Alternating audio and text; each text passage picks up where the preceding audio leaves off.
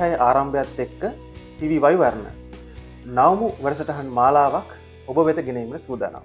ඉතින් අද අපි අපේ වැඩසටහනට කැඳවාගෙන ආවේ ලේඛකයෙක් එහෙම නැත්නම් කවියෙක්, චිත්‍රපට අධ්‍යක්ෂකවරයෙක්, ප්‍රවීණ කලාකරුවෙක් වන ආදරණීය මහින්ද අයියා. අයිබෝන් මහින්ද අයියා. අයිබෝන්. ඉතින් අපි කතා බහ මෙහෙම ආරම්භ කරමු. මේ දවස්වල සොඳුරු සිහිනයේ කිර ඇත් එක්ක සිහින බෙදමින් ලංකාව විතරක් නෙමෙයි රට රටවල සංචාරය යෙදෙනවා. ඉතින් කොහොමද මේ දවස්වල සිහිනයේ කිර ඇත් එක්ක ගත කරන අත්දැකීම? ඔව් සෞන්දර්යාත්මක අත්දැකීමක් කියලා කියන්න පුළුවන්. ඉතින් අනිත් වැඩ කටයුතු අතරේ මම ටිකක් කැමැත්තෙන් සම්බන්ධ වෙන වැඩසටහනක්. මොකද ගීත පිළිබඳව ඒ වගේම යම් සාහිත්‍ය කරුණු කාරණා කාලීන දේවල් සාකච්ඡා කරන බොහොම වටිනා රටපුරා සිටින නැත්නම් ලෝපුරා සිටින අපේ රසිකයින් මුණ ගැහෙන හොඳ සොඳුරු අවස්ථාවක්. ඉතින් ඒ නිසා මම බොහොම කැමැත්තෙන් මේ වැඩසටහනත් එක්ක සම්බන්ධ වෙලා ඉන්නවා. ඉතින් මේ මහින්ද අයියා මේ දැන් කලාව කියන්නේ හරි පුළුල් විශේෂ ශ්‍රේෂ්ඨයක් නේ. ඉතින් මේක මෙන්න මෙහෙමයි කියලා අපිට කියන්න බෑ. ඉතින් මේ කලාව කියලා දකින්න දේ මහින්ද අයියා කොහොමද දකින්නේ? කලාව කියන්නේ මොකක්ද? ඔව් ඇත්තෙන්ම කලාව කියලා කිව්වහම මේ ටිකක් සංකීර්ණ ව්‍යුහයක් මානව ජීවිතයේ මිනිසාගේ ජීවිතයට යම්කිසි සෞන්දර්යයක් අරගෙන එන බවුන්ගේ භාවමය ලෝකය අවදි කරන ප්‍රපංචයක් හැටියට කලාව හඳුන්වන්නට පුළුවන්. දැන් කලාවෙන් ඒ කියන්නේ කලාවෙන් තොරව අපි හිතුවම ඔක හිතන්න ලේසි කියලා මට හිතෙනවා. අපි දැන් සියල්ලෙන් කලාව ඉවත් කරාම මොකද ඉතුරු වෙන්නේ කියන කාරණේ. දැන් ජීවිතේ ජීවත් වීමේ කලාව වෙන්න පුළුවන්. එහෙම නැත්නම් ජීවිතේ යම් ප්‍රායෝගික ක්‍රියාකාරකම් අපි එදිනදා පවතින ආකාරය අපි කරන වෘත්තීන් වෙන්න පුළුවන්. අපේ නිවස වෙන්න පුළුවන්. අපේ මෙන්න මේ හැම වටපිටාවක් ඇතුළේ අපි කල්පනා කරන්න ඕනේ කලාවට අදාළ දේවල් මොනවද කියන කාරණේ. එතකොට යම් කිසි හැඩයක් වෙන්න පුළුවන්, නාදයක්, රිද්මයක්, චලනයක්, මේ ඇසුරින් නිර්මාණය වුණු දේවල් වෙන්න පුළුවන්. මෙන්න මේවා කොහොමද අපේ ජීවිතයට ආලෝකමත් කරන්නේ කියන එක. මම හිතනවා ඒක හැම විටම නිරන්තරයෙන්ම මුළු දවස පුරාම නැත්තම් කෙනෙකුගේ ජීවිතය පුරාම අපි දන්නේ නැති වුණාට යම් කිසි කලාවේ යම් කිසි දෙයක් විසින් අපේ ලෝකය ආලෝකමත් කරනවා, වර්ණවත් කරනවා. ඉතින් ඒක කලාව කියලා හඳුන්වන්න පුළුවන්. එතන එහාට ගියාම කලා නිර්මාණ කියන ඒවා ගත්තාම මේ මම කියපු අර කාරණාව මුල් කරගෙන විවිධ කලාකරුවෝ විසින් කරපු නිර්මාණ, ඒ නිර්මාණවල දෘෂ්ටිය අන්තර්ගතයත් එක්ක අපේ ජීවිතේට එල්ල ගන්න ආලෝකය කියලා කියන්න පුළුවන්. නොදැනුවත්ව අපි දෛනික ජීවිතය ඇතුලේ පාවිච්චි කරන කලාවත් කලාකරුවන් විසින් නිෂ්පාදනය කරන කලාවත් කියන මේ දෙකෙහිම මම හිතනවා සිදුවෙන්නේ එකම දේ කියලා මට හිතෙනවා. අපේ ජීවිතේට යම්කිසි අලංකාරයක්, ජීවිතේට යම්කිසි තෘප්තියක් අරගෙන ඉන්න කලාව විසින් කියලා හිතන්න පුළුවන්. ඔව්. ඇත්තටම මේ මහින්ද අයියා දැන් කවිය අවියක් කරගත්තු කෙනෙක් නේ. එතකොට මේ කවිය අවියක් කරගත්තු ඔයා කොහොමද සිනමාවත් එක්ක සම්බන්ධ වෙන්නේ? අපිට පැහැදිලි කරන්න බෑ. ඔව් සිනමාවත් එක්ක සම්බන්ධ වුණේ කොහොමද කිව්වොත් එහෙම දැන් අපේ ජීවිතය ගත්තාම ජීවිතයේහි මුලම අපි කලාව පිළිබඳ ඇතිවන ආකර්ෂණය මං හිතනවා වැඩිම ආකර්ශනීය කලාව බවට පත් වෙන්නේ සිනමාව කිව්වත් නිවැරදි කියලා මට හිතෙනවා. එකක් තමයි සිනමාව කියන්නේ බොහොම දැවැන්ත කර්මාන්තයක්. අනික අතිශය ආකර්ෂණයක් අරගෙන එන කර්මාන්තයක්. ඒ කියන්නේ සිනමාව කියන එක එක පැත්තක අපිට පොඩි විස්මිත බවක්. දැන් අපි කුඩා කාලේ සිනමා නිර්මාණ බලනකොට අපිට එන්නේ විස්මයක් එනවා. කොහොමද මේ මහා දැවැන්ත වැඩේ සිද්ධ වෙන්නේ කියලා නේ. සුදු පාට බිත්තියක විවිධ රූප චලනය වෙන්න පටන් ගන්නවා. එතකොට මං හිතන ඕනෑම කෙනෙක් වර්තමානයේ ගත ඕන කෙනෙක්ගේ සිනමා මුල් සිනමා අත්දැකීම කුඩා කාලයක් එක්ක තමයි බැඳිලා පවතින්නේ. ඒතර සිනමා හලකින් සිනමා පටයක් බැලුවා නම් එදා ඒ ඇති කරන තිගැස්ම කුතුහලය කියන කාරණය මම හිතනවා ජීවිතේට බලපානවා. එක්ක රසිකයෙක් හැටියට නැත්නම් සිනමා කරුවෙක් කවදා හරි දවසක මෙන්න මේ කියන මේ අපූර්ව ලෝකෙට යනවා කියන සිහිනය කෙනෙකුට ඇති වෙන්න පුළුවන්. ඉතින් ඒක ඇති වෙන යම් ඉතාමත් පුංචි අත්දැකීම් මට තියෙනවා. මම හිතනවා මූලික වශයෙන් ආකර්ෂණය මුල් කරගත්තාම සිනමාවට තමයි අපි වැඩි ආකර්ෂණය හිමි වෙන්නේ. ඉතින් ඒ අදාළ ගියහම කවිය, කලාව, නාට්‍ය ශාස්ත්‍රය, යම් රංගනයන්, නර්තනයන් ඔක්කොම තියෙන්න පුළුවන්. හැබැයි සිනමාව අපිට ගේන විස්මිත ආකර්ෂණය කියන එක අර ඔක්කොටම වඩා වෙනස්. කවියෙන් සිනමාවට මේ දෙකෙන් වැඩිපුරම ආදරය කරන්න මොකේටද කියලා ඇහුවොත් මහින්ද අය මොකක්ද දෙන උත්තරේ? එහෙම කියන්න අමාරුයි. කවිය ජීවිතයට ගොඩක් ළඟ වැඩි. කවිය ජීවිතේ හැම විටම ඒ කියන්නේ ජීවත් වන හැම මොහොතේම කවිය ඒ කියන්නේ කවි සිතිවිලි එහෙම නැත්නම් කවියේ සම්බන්ධ හිතත් එක්ක තමයි ජීවත් වෙන්නේ හැම මොහොතෙම. සිනමාව කියන එක ටිකක් සංකීර්ණයි. සිනමා රූපයක් කියන එක සංකීර්ණයි. උදාහරණයක් හිටිය බලන්න කවියක පේලියක් නිර්මාණය වෙන්න අවශ්‍ය වෙන්නේ කවියාගේ සිතුම් කල්පනා ලෝකයේ පමණයි. හැබැයි සිනමාවේ එක රූපයක් නිර්මාණය වෙන්න කොච්චර දේවල් බලපානවද? කැමරා එකක් ඕන වෙනවා, ආලෝකය ඕනි වෙනවා, අධ්‍යක්ෂවරයෙක්ගේ දැනුම ඕනි වෙනවා, විශාල පිරිසක් විශාල ලයිට් ආදී ඕනි වෙනවා, සංස්කරණයක් අවශ්‍ය වෙනවා. ඒක පෙන්වන තාක්ෂණයක් වෙනම තියෙනවා. වර්ණ ගැනීම තියෙනවා. මෙහෙම විශාල සංකීර්ණයි මේක. ඉතින් මේ දෙකෙන් ආදරය මොකටද කියලා කියන්න බෑ. දෙකම හරිම සංකීර්ණයි. දෙකම නිකන් හිතන්න අමාරුයි. හැබැයි කවිය කියන එක හැම විටම අපිත් එක්ක කියන්නේ තනිව ජීවත් වෙන හැම මොහොතෙම කවිය කියන එක තියෙනවා. හැබැයි සිනමා රූපය කියන එක ගොඩනගන්න සෑහෙන්න පරිශ්‍රමයක් දරන්න සිද්ධ වෙනවා. සිනමාවේ ස්වර්ණමය යුගයේ 70 80 දශක කියලා අපි කතා කරනවානේ. ඉතින් වත්මන් සිනමාව ගැන මහින්ද අය හිතන්නේ මොකද්ද? වර්තමානයේ දැන් මෑතම අපි මේ වෙසෙන වර්තමානය ගත්තාම සිනමාවේ යම්කිසි සම්දිස්ථානයක් කියලා කියන්න පුළුවන්කම තියෙන එක පැත්තකින් හරිම සතුටට කාරණයක්. මොකද මේ අපේ දැන් 40 දශකයෙන් සිනමාව ආරම්භ වුණාම ආරම්භක යුගය මේ ජනතාවට ලොකු ආකර්ෂණයක් සිනමා අරන් ආවා. ඒ කියන්නේ සිනමා පටේ කුමක් වුවත් ඒක ගිහිල්ලා බලන ආකර්ෂණය වෙන ගතියක් තිබුණා ඒ කල ප්‍රේක්ෂකයාගේ. මොකද මේක හරි අලුත් අත්දැකීමක්. හරි පුදුමාකාර දෙයක්. මේ ගතේවට තිබුණ අර ඉන්දියානු ආభాෂයත් එක්ක කවි සින්දු නැටුමුවත් එක්ක. එතකොට මේක ටිකක් ක්‍රමෙන් ඇවිල්ලා 60 දශකයේ 70 දශකයේ 80 දශකයේ කොහොම දශක පහු කරනවා. 70 50 දශකයේ විශේෂයි ටිකක් සිනමාවේ අපේ මේ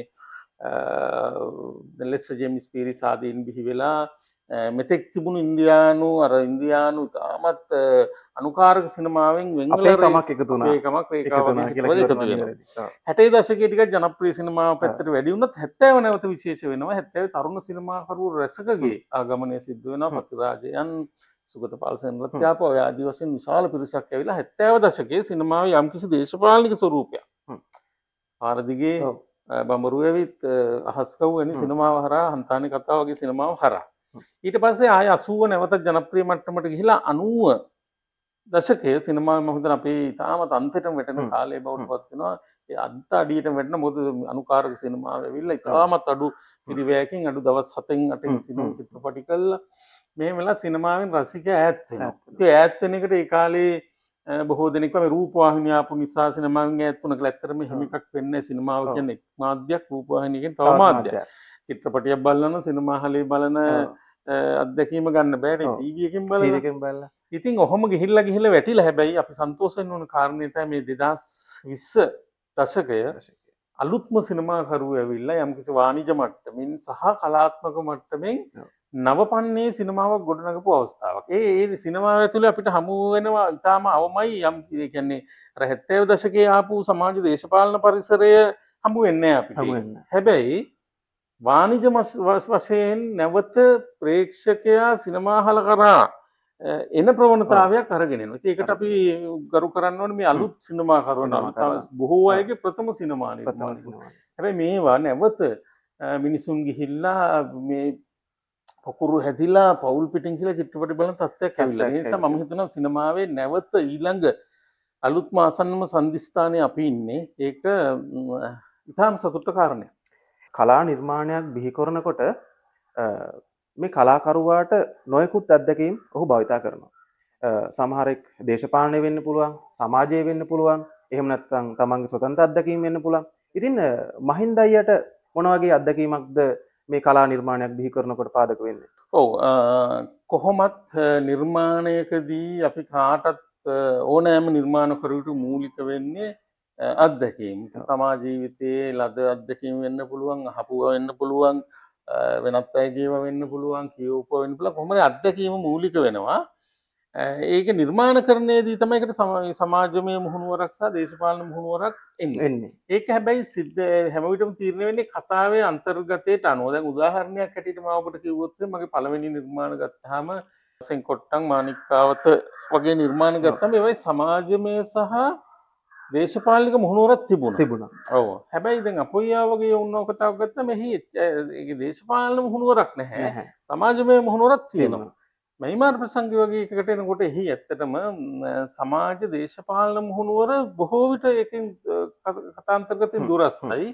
පුද්ගලානුබද්ධව පුද්ගලින්ගේ මනෝභාවයන් තමයි ඒක මුල් වෙන්නේ. ඒ නිසා ඒක හැම විටම සිද්ධ වෙන්නේ කතාවේ අන්තර්ගතය අනුව කියලා තමයි මට නම් හිතෙන්නේ. කතා තෝරා දැන් නිර්මාණකරුවා තෝරා ගන්නා කතා ප්‍රවෘත්තිය මොන වගේ එකක්ද කියන එක සහ ඒක ගොඩනගන්න අවශ්‍ය පසුබිම කියන එක මත තීරණය වෙනවා කියලා හිතන්න පුළුවන්.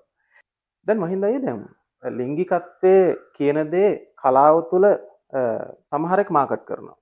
ඉතින් මේ වර්තමානයේ තුළ ලිංගිකත්වයත් එක්ක කලාව බැඳිලා තියෙනවා. ලිංගිකත්වය කියන දේ මාකට් කරන්න ඕනේද?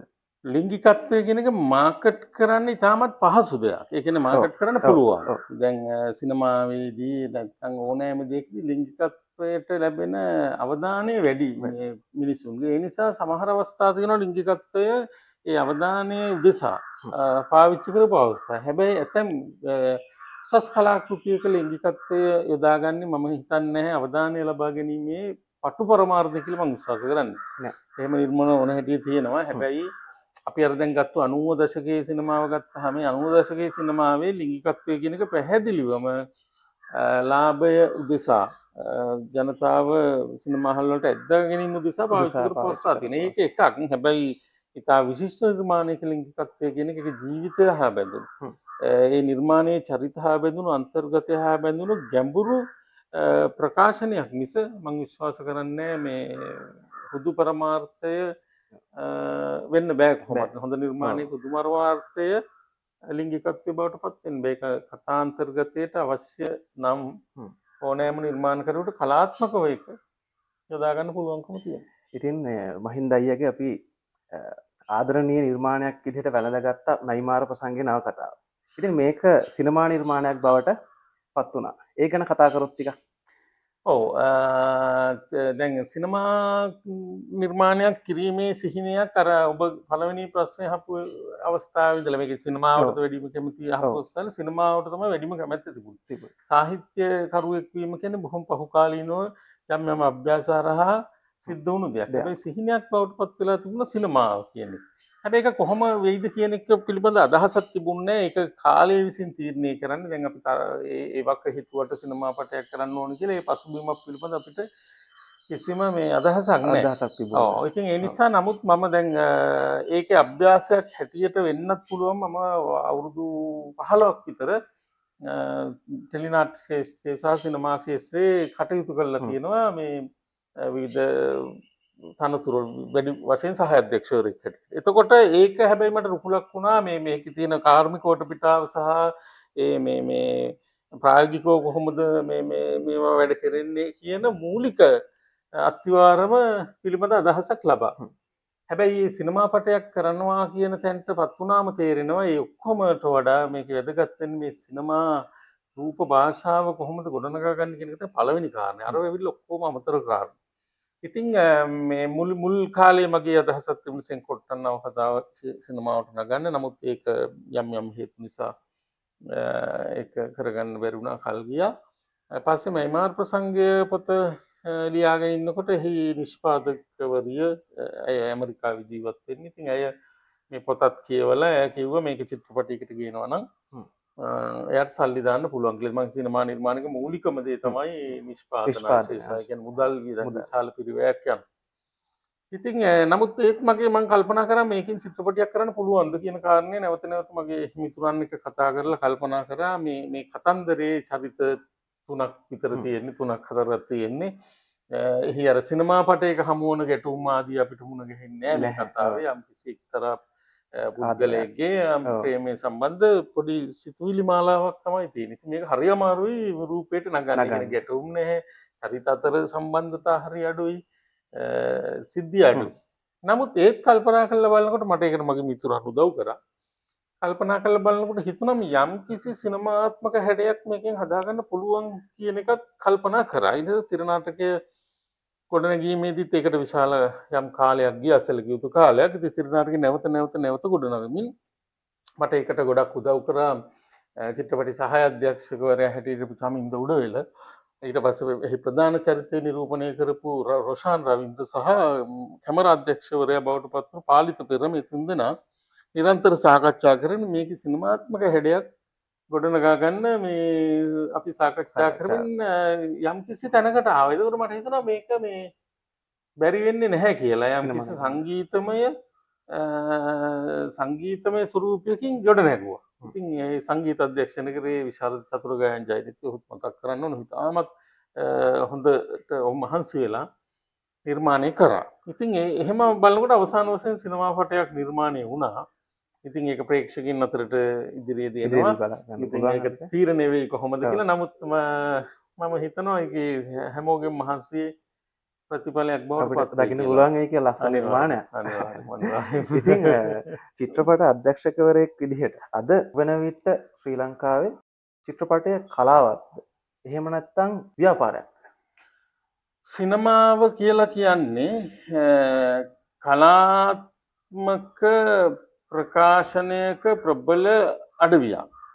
හැබැයි සිනමාව පවතින හැම විටම ඒක යම්කිසි කියන්නේ මූල්‍යමය පසුබිමක තමයි මේක දුවන්නේ. මොකද අනෙක් සියලුම කලාවන්ට වඩා වෙනස් මේක. ඒ කියන්නේ විශාල මේ කොහොම කිව්වත් සිනමා පටයක් නිර්මාණය කරන්න විශාල පිරිවැයක් දරන්න වෙනවා. එතකොට ඒක ලෝකයේ බොහෝ රටවල ගත්තාම මේක දැවැන්ත කර්මාන්තයක් බවට පත් වෙන විශාලයකින් දහස් ගණනක් රැකියාවල නියුතු වෙන දහස් ගණන වෘත්තිකයන් ජීවත් වෙන දහස් ගණනින් සෙනග බලන දැන් ඉන්දියාව වගේ රටක වෙනම දැවැන්ත කර්මාන්තයක්. මේ කියන්නේ ඉන්දියානු ජනතාවගේ ප්‍රධාන විනෝද මාධ්‍ය සිනමාව බවට පත් වෙලා තියෙනවා. එතකොට ඒක කර්මාන්ත ස්වරූපයෙන් යනවා. ඒක වෙනම සංස්කෘතියක් බවට පත් වෙනවා.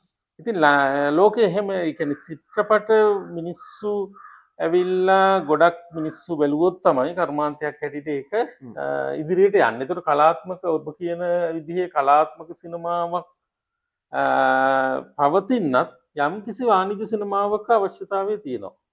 නේද? ඒ නිසා මම කියන ওই දෙකම ඒ කියන්නේ ඒක ව්‍යාපාරයක් සහ ප්‍රබල කලා ප්‍රකාශන මාධ්‍යයක්. ඒ කියන්නේ සිනමාවෙන් තමයි උත්තම කලාත්මක ප්‍රකාශනයක් කරන්න පුළුවන් දැනට තියෙන දැවැන්තම මාධ්‍යය. ඉතින් ඒක හරියට කරන්න යම් කිසි අර ඒ දරණ පිරිවැයත් සමග සමතුලිතව යන්න ඕනේ නැත්නම් සිනමාව කඩා වැටෙනවා.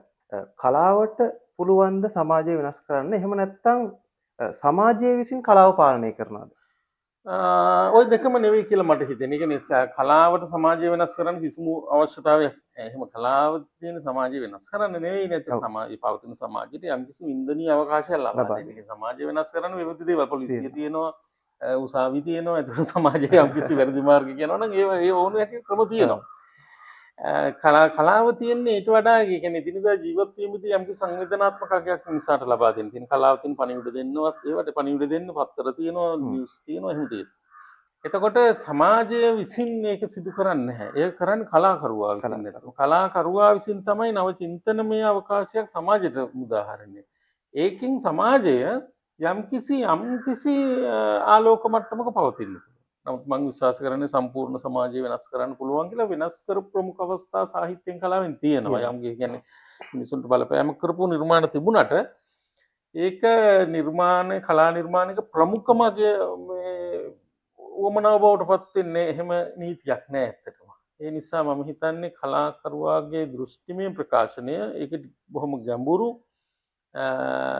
බුද්ධිමය ක්‍රියාවලියක්. ඒක සමාජය වෙනස් කරනවා වගේ සරල ක්‍රියාවලිය කියන්නේ. සමාජය වෙනස් කරන්න ඒ කියන්නේ අපි දැන් ඔය එක දේශපාලනයක් වෙනුවට තව එකක් පත් කරගන්න සමාජය වෙන මේ යන සමාජය හොඳ නෑ, අලුත් සමාජයක් ඕනි කියන්නේ. අධ්‍යක්ෂකවරයෙක් විදිහට එහෙම නැත්නම් කවියෙක්, නවකතාකරුවෙක්, කලාකරුවෙක් විදිහට ඔබ තාම සොයන්නේ මොනවාද කලාව තුළ? කලාව තුළ සොයන්නේ ඇත්තටම අවසාන වශයෙන් ගත්තා ජීවිතය තමයි හොයන්නේ. කියන්නේ අපි ජීවිතය හොයනවා. ජීවිතය සෙවීම හරිම දුෂ්කර කටයුත්තක්නේ. දැන් ඇතම් කෙනෙක් ඒක ආගමෙන් හොයනවා. ආගම තුළ ජීවිතය කුමක්ද කියලා හොයනවා. ඇතැම් කෙනෙක් කලාව තුළ ජීවිතය හොයනවා නේද? ඇතැම් කෙනෙක් සමහරට මధుවිත තුළ වෙන්න පුළුවන්. මෙහෙම එක එක විදිහට ජීවිතය සොයනවා. ඉතින් හැමෝම මේ ජීවිතය මොකක්ද කියන ඒ සෙවීම් ක්‍රියාවලිය ඉන්න එක හොඳයි කියලා මට හිතෙනවා. කොයි විදිහින් හරි ඒ සංඥානික බව හොඳයි නිකම්ම ජීවත් වෙනවට වඩා. ඒ නිසා කලාව තුළ මේ මම සිනමාව තුළ කවිය තුළ උත්සාහ කරනවා ජීවිතය යනු කිමක්දැයි පිළිබඳව හැඟීමක් දනවන රසික සමාජයක් ගොඩනගන්න සහ රසික සමාජයේ තවත් ඉන්නා තැනින් පියවරක් ඔසවා තබා. ඉතින් අවසාන වශයෙන් කියන්න වෙන්නේ වින්දනීය ජීවිතයක් සෙවීම තමයි කලාව කියන්නේ. ඉතින් මේ ශාස්ත්‍රීය ප්‍රවීණයෙක් විදිහට ආධුනිකයන්ට මොන වගේ පණිවිඩයක් දෙන්න තියෙන්නේ? ආධුනිකයන්ට පණිවිඩයක් දෙන්න විදියකුත් නැහැ. ඒ කියන්නේ පණිවිඩ දෙන්න වෙනකම කියන්නේ ඉඳා ආධුනිකයන්ට කියන්න පුළුවන් තරම් හැදෑරීම් වල නිරත වීම තමයි මට නම් කියන්න තියෙන්නේ. කියන්නේ ඒගොල්ලන් මම මගේ පිළිවෙත තමයි යාලට කියන්න සිද්ධ වෙන්නේ. මම නොකරපු දෙයක් ඒගොල්ලන්ට කියන්න බෑනේ. ඉතින් පුළුවන් තරම් හැදෑරීම් වල නව කියවීම් වල නිරත වෙන්න කියනවා. ඒකට දැන් එච්චර අමාරු නෑ. දැන් ඕන තරම් දැන් අපිට තොරතුරු සෙවීමට කොච්චර පහසු සරල ක්‍රම තියෙනවද නේද? දැන් මීට දශකයකට වැඩි ඕනේ අවුරුදු 20කට විතර පිට බලනකොට මේ කිසිම පහසුකමක් තිබුණේ නෑ. මේ අවුරුදු 20ක් ඇතුළත මෙච්චර වෙනස් වෙලා.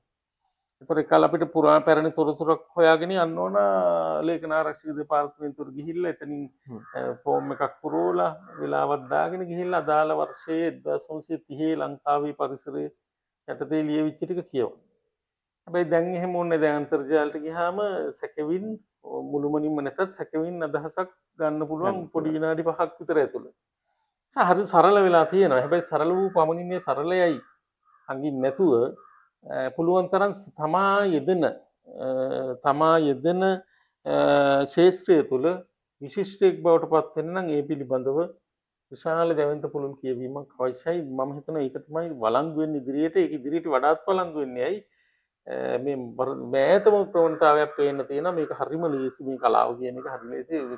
කියන්නේ හෑන්ඩ් ෆෝන් එකක් තිබුණත් මේ ඔක්කොම කරන්න පුළුවන් වගේ තැනකින් මේක පටන් ගත්තොත් මම හිතනවා නිර්මාණ බිහිවීමේ ප්‍රවණතාවයේ ප්‍රශ්නයක් තියෙනවා. ඒ නිසා හැදෑරීම කියවීම තමයි තවමත් වළංගු කියලා මම හිතනවා.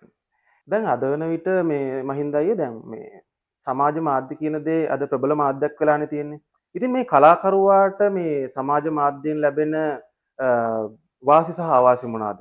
අපිට දැන් සමාජ මාධ්‍ය වගේ එකක් අවාසි කියලා තර්ක කරන්න බෑ. දැන් ඒක ඒ කියන්නේ සමාජයේ විසින් මිනිසා විසින් එයාගේ ගමන් මාර්ගයේදී සොයාගෙන තියෙන පහසුවනේ ඔය පහසුවට තමයි මිනිසා ගල් යුගයේ ඉඳලා ඇවිල්ලා තියෙන්නේ. අතින් කරන්න බැරි වෙච්ච ගල් ආයුධයක් හදාගන්න. ගල් ආයුධ ප්‍රමාණවත් නැති වුනහම යකඩ හොයා ගන්නවා. නේ? ඒ ගල් යුගයෙන් යකඩ වලට එනවා. යකඩ වලින් අරකට වඩා වැඩ ටිකක් කරනවා.